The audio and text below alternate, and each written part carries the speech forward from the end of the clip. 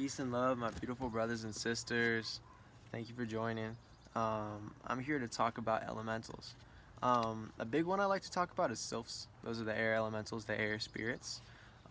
Very divine, high vibrational spirits that stick with an element. Like they're literally astral embodiments that have mastered an entire element that can actually be witnessed physically. And it's really cool to think about that because it's difficult for spirit to manifest.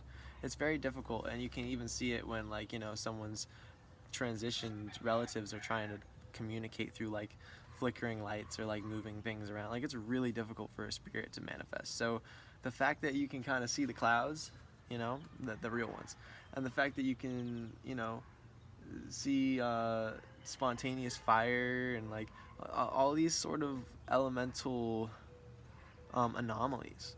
It really shows that there are spirits out there that have selected a channel of elements or just like physical structure, have mastered it so that they can kind of ebb and flow in and out of our realm at will for their own purpose. Like I think that's so interesting, and I've always resonated with the air elementals, the sylphs. I'll touch on that in here. But I'd like to talk about that, and I'd like to kind of expand upon that, because a lot of people ask me why my name on here is Sylphs in My Sky, why I always just like carry that vibe, and why I care about it so much, and I'll get into that. So this is reading out of the book The Secret Teachings of All Ages by Manly P. Hall, and very, very insightful book. Manly P. Hall was very hell-bent on getting information out after he'd been very deeply indoctrinated into the secrets of our world, and I commend anyone, no matter their character, for the spread of knowledge and awareness, and I appreciate that he was able to drop this much. And we can always discern for ourselves, and there's a lot of specific homage paying to the Greeks in here. I don't necessarily have a problem with that, but I do like it when people kind of acknowledge that the Greeks did steal all their knowledge from the Egyptians, and there is homage paid to the Egyptians in here, but I will be addressing the Greek philosophers in here just because that's how the book goes, and I just want to direct awareness to that before I go ahead and start yelling Paracelsus's name, because you know how we go that shit. You know how we do that shit. Yeah. But yeah, I will be referring to Paracelsus. Just in case any Kemetic philosophers out there are going to cringe, just know I'm with y'all. But it's all good. It's all about the info in this. So, I'm going to skip over some of the stuff, but just so you know, Paracelsus is one of the alchemists and Hermetic philosophers of Greek history, and he really kind of blended together the ideas of elementals. And then that's when the fairy realms and all that stuff kind of started getting pieced together later on. But another thing, they kind of took that from the Celts. Once the Celts were kind of invaded by Rome, and then they were forced to get a language going, like they were already kind of established in that, so they'd been channeling for a little while. So that's just a little background on where all this comes from. Really cool shit. So, starting with the elementals, we got air.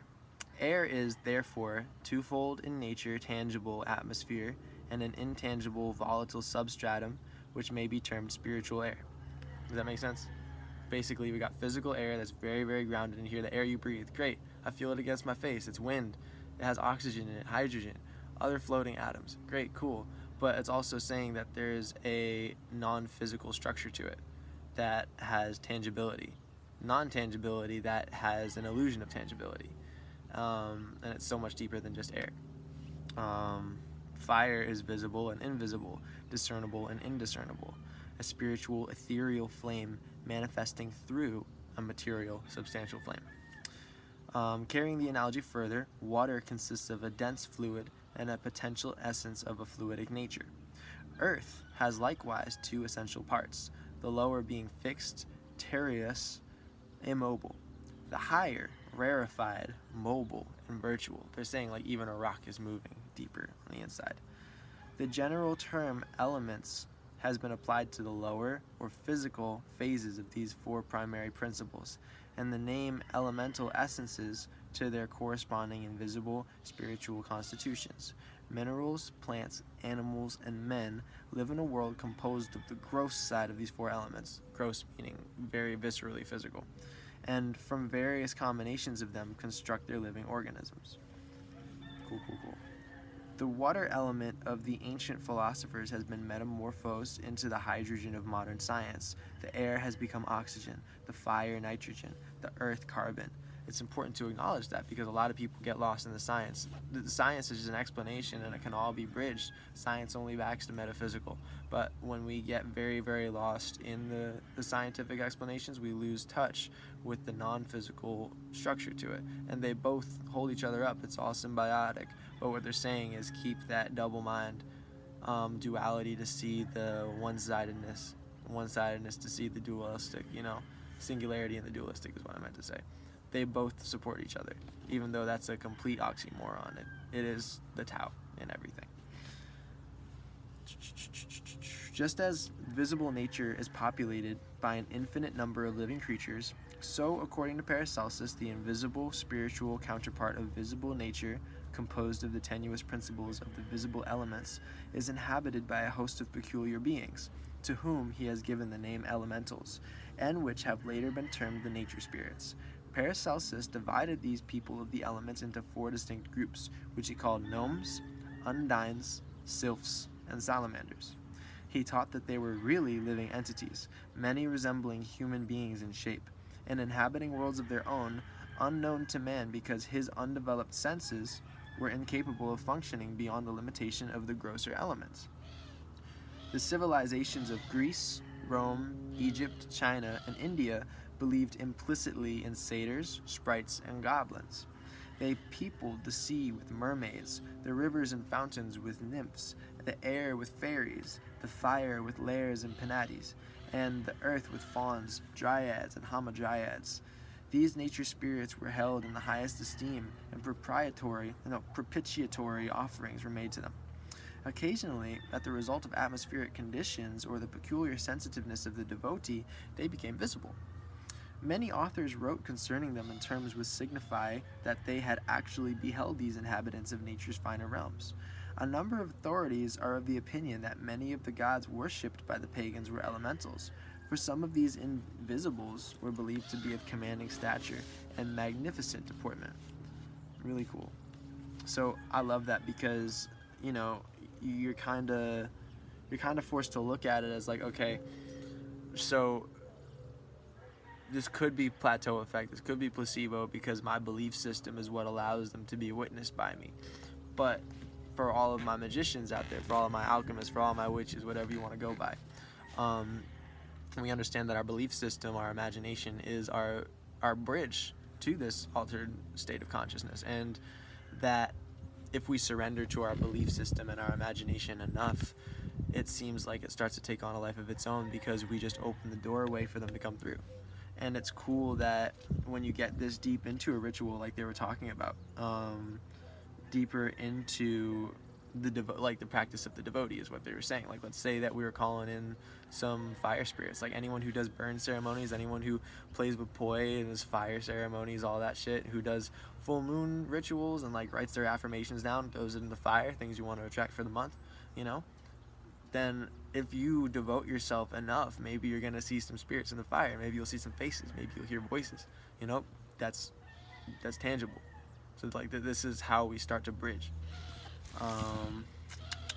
The idea once held that the invisible elements surrounding and interpenetrating the earth were peopled with living, intelligent beings may seem ridiculous to the prosaic mind of today. This doctrine, however, has found favor with some of the greatest intellects of the world, the sylphs of Fascist Cardan, the philosopher of Milan, the salamander seen by Benvenuto Cellini, the Pan of St. Anthony, and Le Petit Homme, the little red man or gnome of Napoleon, have found their places in the pages of history. And that's interesting because all of these deities existed before these people wrote about it. And it's interesting, a lot of these dudes were skeptics. A lot of these dudes are complete imbeciles as well, but it just shows that anybody with a belief system, anybody with an open imagination or a vibe of surrender can find themselves in contact with these beings because they are here for all of us. That's pretty much what that paragraph's about. Literature has also perpetuated the concept of nature spirits. The mischievous Puck of Shakespeare's Midsummer Night's Dream, right? The elementals of Alexander Pope's Rosicrucian poem. I don't even want to talk about that one. I don't fuck with the mysterious creatures of Lord Lytton's Zanoni, James Barrie's immortal Tinkerbell, and the famous bowlers that Rip Van Winkle encountered in the Catskill Mountains. They're well-known characters to students of literature. The folklore and mythology of all peoples abound in legend concerning these mysterious little figures who haunt old castles, guard treasures in the depths of the earth, and build their homes under the spreading protection of toadstools. Fairies are the light of childhood, and most children give them up with reluctance. I know I did. Not so very long ago, the greatest minds of the world believed in the existence of fairies, and it is still an open question as to whether Plato, Socrates, and Iamblichus were wrong when they avowed their reality. So Paracelsus, when describing the substances which constitute the bodies of the elementals, divided flesh into two kinds. The first being that which we have all inherited through Adam.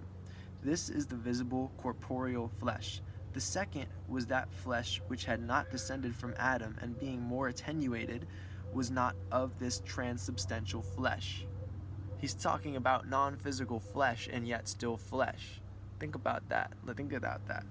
Paracelsus stated that there is as much difference between the bodies of men and the bodies of the nature spirits as there is between matter and spirit. You can literally think of matter and spirit as physical and non-physical human flesh. Like if that's the stepping stool that our very egoic minds need to really wrap our heads around it, then go for it, because I don't think there's a better way of explaining that. Yet, he adds, the elementals are not spirits, because they have flesh, blood, and bones.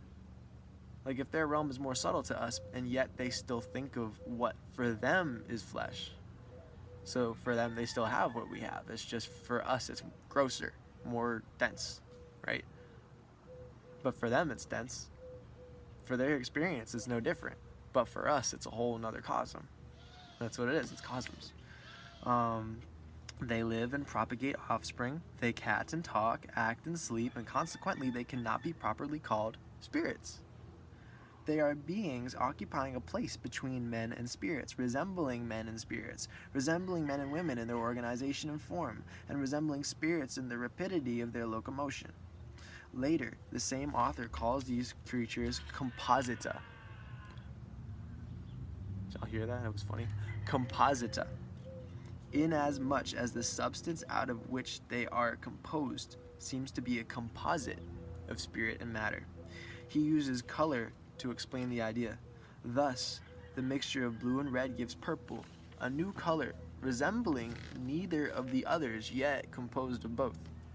Such is the case with the nature spirits. They resemble neither spiritual creatures nor material beings, yet they're composed of the substance which we may call spiritual matter, or ether. Paracelsus further adds that whereas man is composed of several natures, spirit, soul, mind, and body, combined in one unit, the elemental has but one principle, the ether out of which it is composed, and in which it lives. The reader must remember that by ether is meant the spiritual essence of one of the four elements. These areas, many ethers. Their areas, many ethers as there are elementals. Oh my god, my bad. There wasn't a space between the words. There are as many ethers as there are elementals, and as many distinct families of nature spirits as there are ethers. These families are completely isolated in their own ether and have no intercourse with the denizens of the other ethers. But as man has within his own nature centers of consciousness sensitive to the impulses of all the four ethers, it is possible for any of the elemental kingdoms to communicate with him under proper conditions. And proper conditions being our mental state. Which are we feeling into? Are we feeling into our mental body? Then we're going to talk to the air spirits. Are we feeling into our emotions? We're going to talk to the water spirits. Are we talking to our passion, our drive, our willpower, our creation, our destruction? We're going to talk to fire.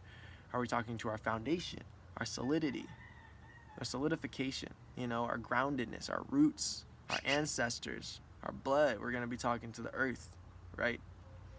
Nice. So, I'm going to start with... Okay, there's a little bit more. The nature spirits cannot be destroyed by the grosser elements, such as material fire, earth, air, or water, for they function in a rate of vibration higher than that of earthly substances. Being composed of only one element or principle, the ether in which they function, they have no immortal spirit, and at death merely disintegrate back into the element from which they were originally individualized. No individual consciousness is preserved after death, for there is no superior vehicle present to contain it. But being made of but one substance, there is no friction between vehicles. Thus there is little wear or tear incurred by their bodily functions, and they therefore live to great age. Those composed of earth, ether, are the shortest lived. Those composed of air, ether, the longest. The average length of life is between 300 and 1,000 years.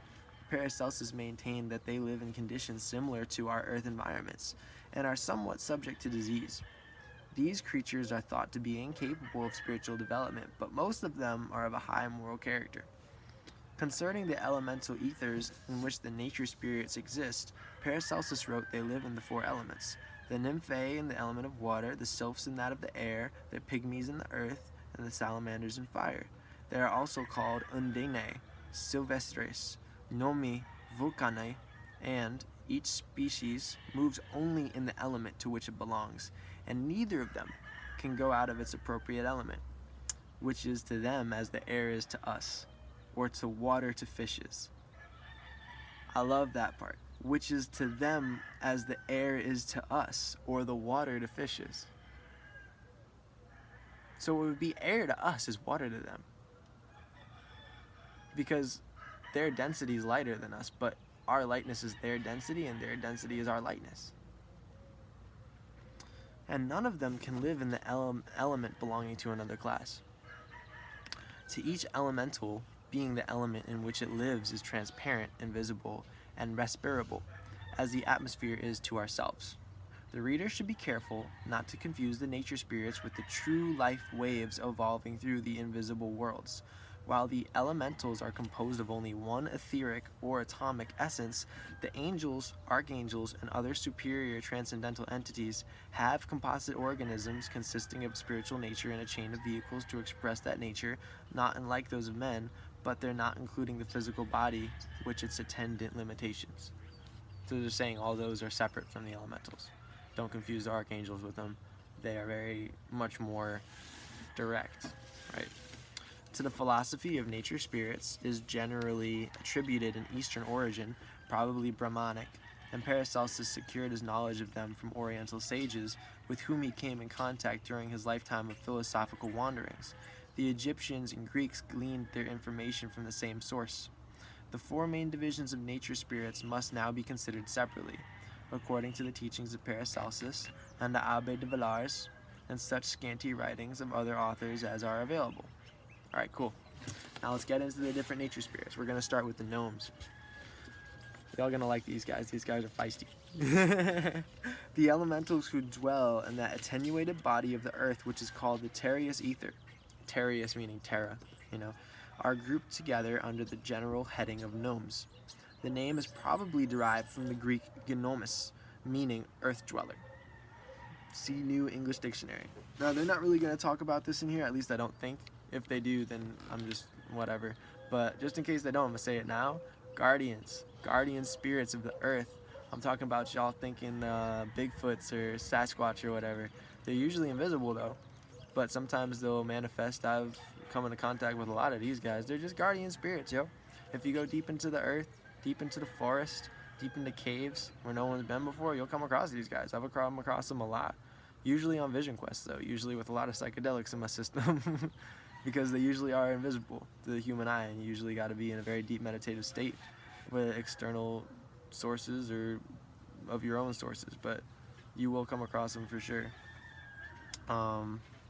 Just as there are many types of human beings evolving through the objective physical elements of nature, so there are many types of gnomes evolving through the subjective ethereal body of nature.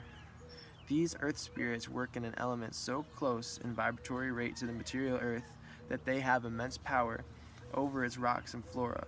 and also over the mineral elements in the animal and human kingdoms. Some, like the pygmies, work with the stones, gems, and metals, and are supposed to be the guardians of hidden treasures. They live in caves, far down in what the Scandinavians call the land of the Nibelungen. In Wagner's wonderful opera cycle, The Ring of the Nibelungen, Alberich makes himself king of the pygmies and forces these little creatures to gather for him the treasures concealed beneath and surface of the earth. So as you can see, you can either make peace with these guys or you can use them for your own power. I'm not about the second one. Besides the pygmies, there are other gnomes, who are called tree and forest sprites. To this group belong the sylvestres, satyrs, pans, dryads, hamadryads, durdalis, elves, brownies, and little old men of the woods.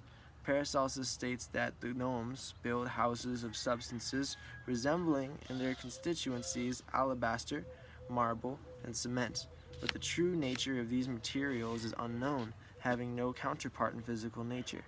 Some families of gnomes gather in communities, while others are indigenous to the substances with and in which they work. For example, the hamadryads live and die with the plants or trees of which they are a part. Every shrub and flower is said to have its own nature spirit, which often uses the physical body of the plant as its habitation. The ancient philosophers, recognizing the principle of intelligence manifesting itself in every department of nature alike, believed that the quality of natural selection exhibited by creatures not possessing organized mentalities expressed in reality the decisions of the nature spirits themselves. It was a pleasing trait, this is a quote by some guy, there's so many. Alright, C.M. Gailey in the Classic Myths. It was a pleasing trait in the old paganism that it loved to trace in every operation of nature the agency of deity. The imagination of the Greeks peopled the regions of earth and sea with divinities, to whose agency it attributed the phenomena that our philosophy ascribes to the operation of natural law. Thus, in behalf of the plant it worked with, the elemental accepted and rejected food elements, deposited coloring matter therein, preserved and protected the seed, and performed many other beneficial offices. Each species was served by a different but appropriate type of nature spirit. Those working with poisonous shrubs, for example, were offensive in their appearance. It is said the nature spirits of poison hemlock resemble closely tiny human skeletons, thinly covered with a semi-transparent flesh. They live in and through the hemlock, and if it could be cut down, remain with the broken shoots until both die. But while there is the slightest evidence of life in the shrub, it shows the presence of the elemental guardian. Great trees also have their nature spirits, but these are much larger than the elementals of smaller plants. The labors of the pygmies include the cutting of the crystals in the rocks and the development of veins of ore. When the gnomes are laboring with animals or human beings, their work is confined to the tissues corresponding with their own natures. Hence they work with the bones, which belong to the mineral kingdom, and the ancients believed the reconstruction of broken members to be impossible without the cooperation of the elementals. The gnomes are of various sizes, most of them much smaller than human beings, though some of them have the power of changing their stature at will. This is the result of the extreme mobility of the element in which they function. Concerning them, the Abbé de Villars wrote, this happens at least once every video. He wrote, "The earth is filled well nigh to its center with gnomes, people of slight stature, who are the guardians of treasures, minerals, and precious stones. They are ingenious, friends of man, and easy to govern. Not all authorities agree concerning the amiable disposition of the gnomes. Many state that they are of a tricky and malicious nature, difficult to manage, and treacherous. Writers agree, however, that when their confidence is won, they are faithful and true. The philosophers and initiates of the ancient world were instructed concerning these mysterious little people and were taught how to communicate with them and gain their cooperation in undertakings of importance.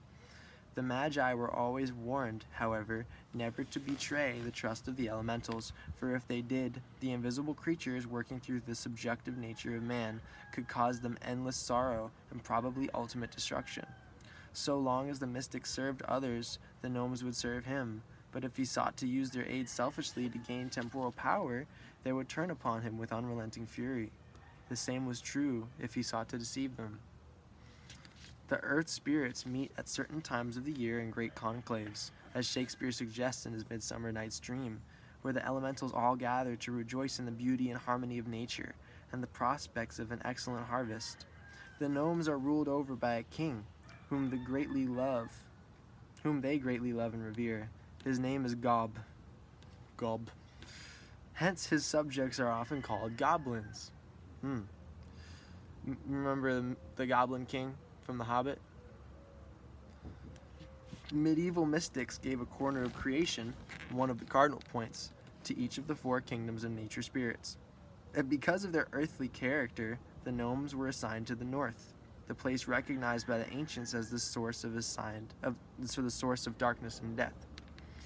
One of the 4 main divisions of human disposition was also assigned to the gnomes, and because so many of them dwelt in the darkness of caves and the gloom of forests, their temperament was said to be melancholy, gloomy, and despondent.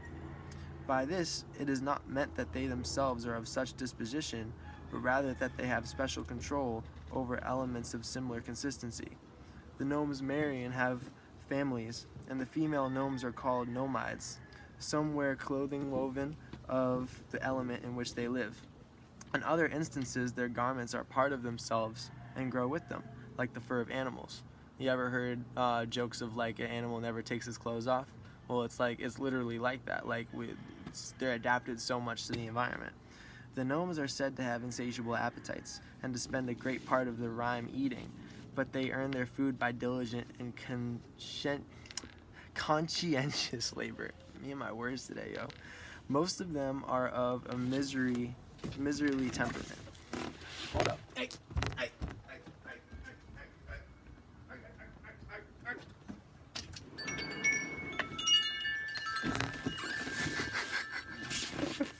I had to chase something real quick. I had to chase a little gnome. I see you. One of the 4 main divisions of human disposition was also assigned to gnomes. Where was I? But rather that they have special control over elements of similar consistency. Most of them are of a miserly temperament, meaning like they're very all about their little material things. Apparently in spirit, a lot of gnomes have just kind of gotten caught up in their physical possessions, fond of storing things away in secret places.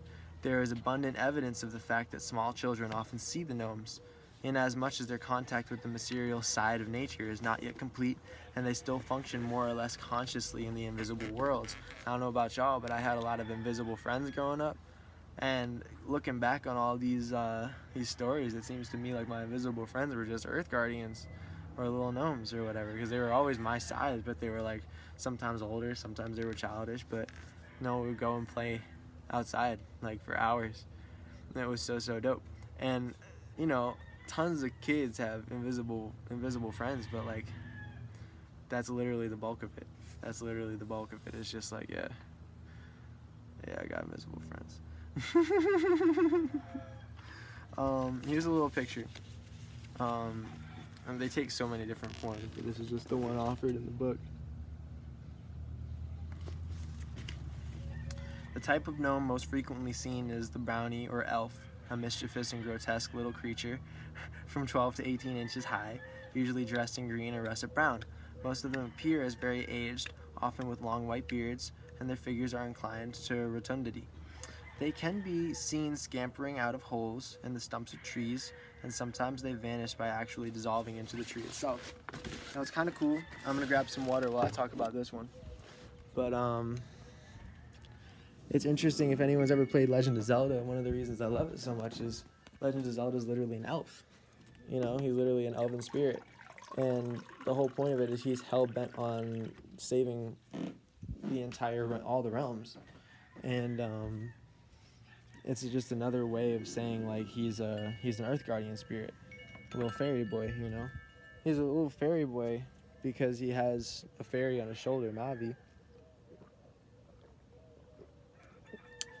and it kind of bridges the gap between elementals to talk to each other, because he's elven, but he has an air elemental guide, or a djinn, pretty much. and I'll get to that. But I'm just trying to connect the dots for you for like ways that you will have had these connections in the past. According to Paracelsus, man lives in the exterior elements, and the elementals live in the interior elements. The latter have dwellings and clothing, manners and customs, languages and governments of their own, in the same sense as the bees have their queens and herds of animals their leaders. When they say we're in the outer and they're in the inner, it's interesting because think of going inwards as going outwards physically. A physical outwards is an internal inwards. An internal inwards is a physical outwards. Does that make sense? So our idea of expanding outwards, we're actually going in deeper. So when we go into ourselves, like if we want to expand past our physical body and go astral one night, for example, and astral project, we have to consciously go inwards deeper. And it's kind of like an inverse. It's another oxymoron. It's another Tao. We go like this, and then we kind of, you know? So they're in that inner realm that we perceive as outwards. But it's actually inwards. It just had to do that to go out. All right, cool. There's no words for it. Paracelsus differs somewhat from the Greek mystics concerning the environmental limitations imposed on the nature spirits. The Swiss philosopher constitutes them of subtle, invisible ethers. According to this hypothesis, they would be visible only at certain times, and only to those in rapport with their ethereal vibrations. The Greeks, on the other hand, apparently believed that many nature spirits had material constitutions capable of functioning in the physical world. Often, the recollection of a dream is so vivid that, upon awakening, a person actually believes that he has passed through a physical experience. The difficulty of accurately judging as to the end of physical sight and the beginning of ethereal vision may account for these differences of opinion. Even this explanation, however, does not satisfactorily account for the satyr, which, according to St. Jerome, was captured alive during the reign of Constantine and exhibited to the people. It was of a human form, with the horns and feet of a goat. After its death, it was preserved in salt and taken to the emperor that he might testify to its reality. Oh my God! See, this is the shit. Is like when you read the old stuff, and you kind of look at how people try to rationalize the existence of these things. They just do dumb shit to prove it exists, when they can't just find it and think to themselves, "Oh yeah, cool. Let me just like get to know this thing." They're like, "Nah, we gotta kill it. Let's show the people that it's real." It's like, chill the fuck out. I love how he finishes that section, because that's the end of the Gnome section. That was the last thing he had to say about that shit. Alright, but yeah. So definitely, anytime that we are talking to a crystal, I believe that there is an earth spirit that goes with each crystal we work with, in addition to the crystal spirit. I believe anytime we hug a tree, we are having a very intimate heart-to-heart connection with an earth guardian. I believe that anytime we really get excited and stuff, and we're like, you feel that? Because we're outside and we're the only ones there in the middle of like a forest, and it's really mossy, like, especially when I went to Washington and I was just in that rainforest, you're like, oh my God, yeah. There was I just felt the presence of so many elementals there. And I really felt like I was talking to some, and it's all just emotions. It's all just vibes. It's so beautiful though. It's so beautiful. So it's really chill stuff, and definitely the awareness directed to it makes it more of an experience, because it allows the experience to unfold more, you know.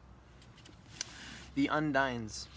As the Gnomes were limited in their function to the elements of the earth, so the Undines, a name given to the family of water elementals, function in the invisible, spiritual essence called humid or liquid ether.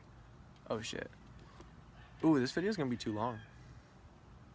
I'm gonna stop it here, and I'm gonna record part 2, like literally right now. So just look for part 2 in the next video. Sweet. Love y'all. Part 2, recording now.